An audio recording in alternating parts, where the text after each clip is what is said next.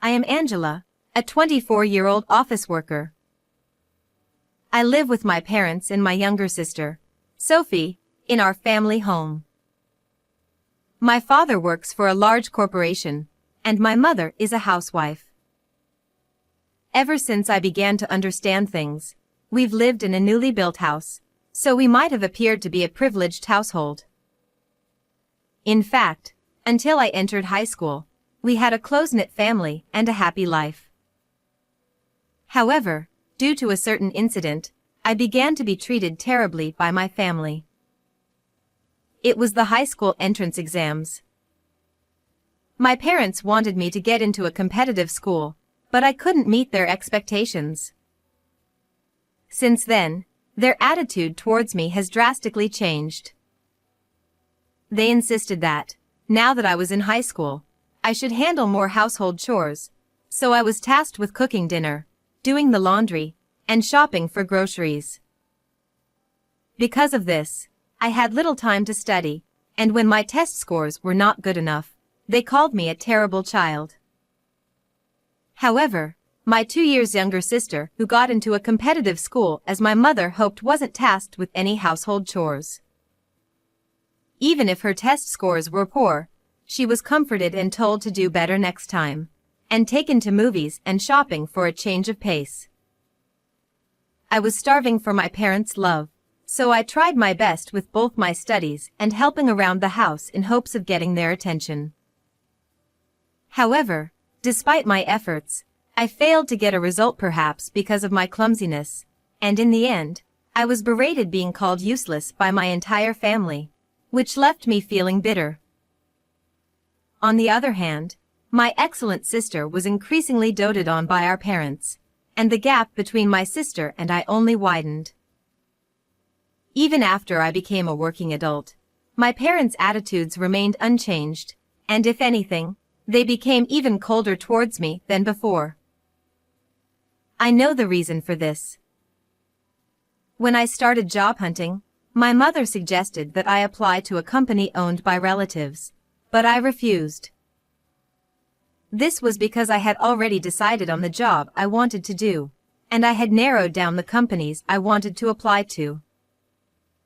The company my mother introduced me to was fairly well known locally, and it didn't seem like there was a risk of it going under.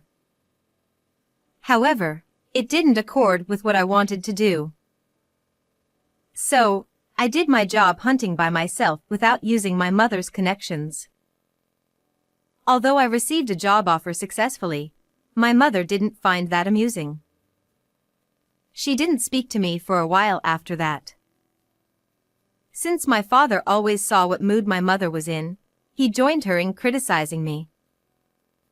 Meanwhile, my sister followed my mother's advice and used her connections to get a job at the relative's company. Sophie is such a good girl, unlike Angela. Sophie truly is a good daughter.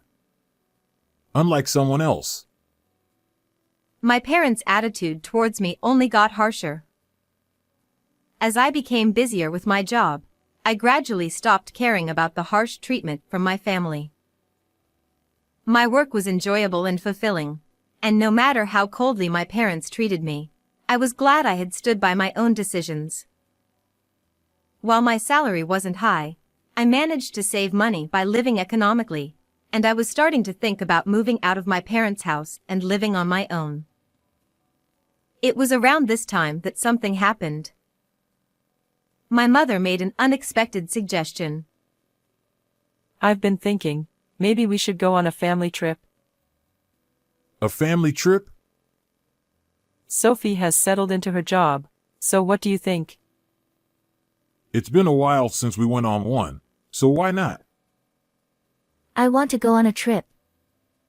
Where are we going? Actually, I've already decided on the destination. I want to stay at the Moon Hotel. So, how about Chicago?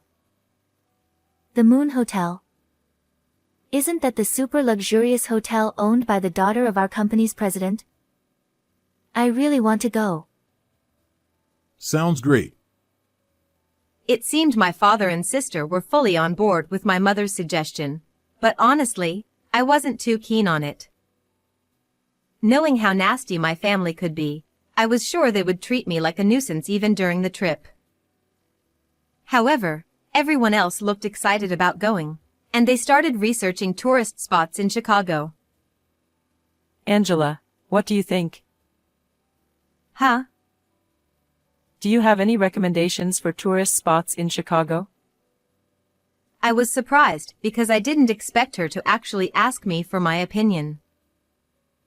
At the same time, though I couldn't help but think how easily swayed I am, I started to feel like it might be okay to go on a family trip.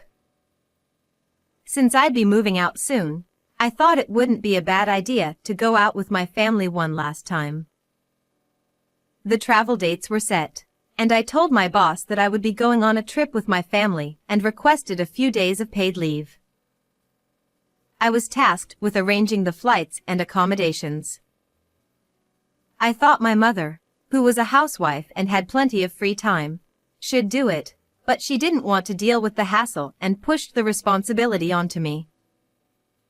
I was used to this kind of situation, so I quickly booked the flight tickets and hotel.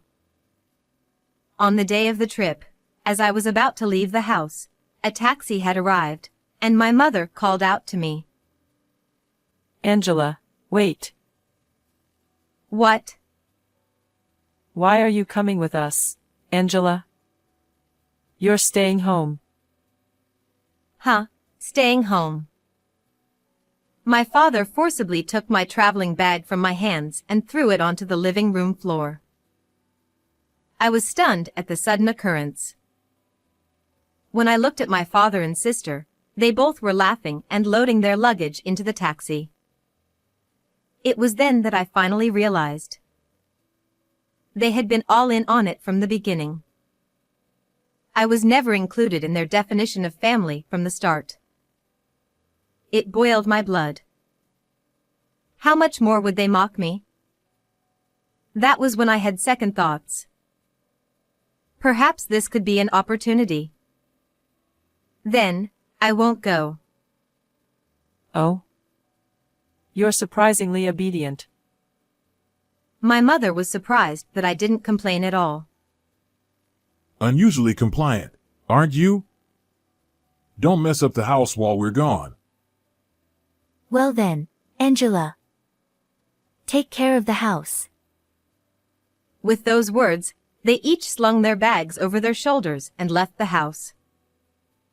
I stared blankly at the taxi driving away. In my mind, I whispered, "Just you wait and see." About 8 hours later, I got a call from my mother as I expected. Angela. What on earth is going on? What do you mean? When we tried to check into the hotel, they said the payment hadn't been made yet?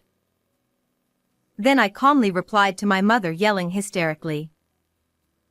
Well, of course. I booked it for pay on arrival. But Moon Hotel doesn't accept pay on arrival, does they? Well, generally, no. But because we're relatives, they made an exception for us. That's right, when I arranged the hotel, I booked it for pay on arrival. This was because I had no guarantee that my parents or sister would repay me later if I paid the money for the hotel and flight up front. As I had been concerned, they never intended to pay the cost. I could feel their panic over the phone. While I had to pay for the flight in advance, opting for pay on arrival for the hotel, leveraging the connection as relatives, turned out to be a smart move.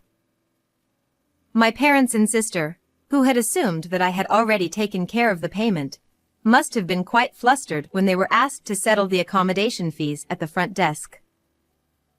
Why didn't you pay in advance? I don't have money for the hotel.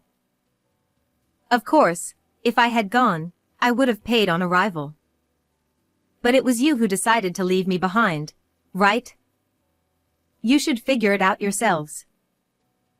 Then you should have told us. I never thought I would be left behind like this. It can't be helped. If you can't afford the hotel, Why don't you sleep around there? With that, I ended the call. It must have been quite humiliating for our family, who were so concerned about appearances, to cause such a fuss at a hotel owned by a relative and managed by the daughter of my sister's company president, simply because they couldn't pay.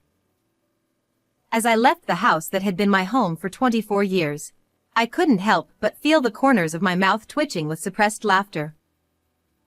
Initially, my revenge was meant to end here. However, it took an unexpected turn. The panic and commotion caused by my parents and sister at the Moon Hotel were far worse than I had imagined. According to what I heard later through relatives, my parents and sister kept negotiating at the front desk for a while, trying to see if they could lower the bill for my portion since I wasn't there.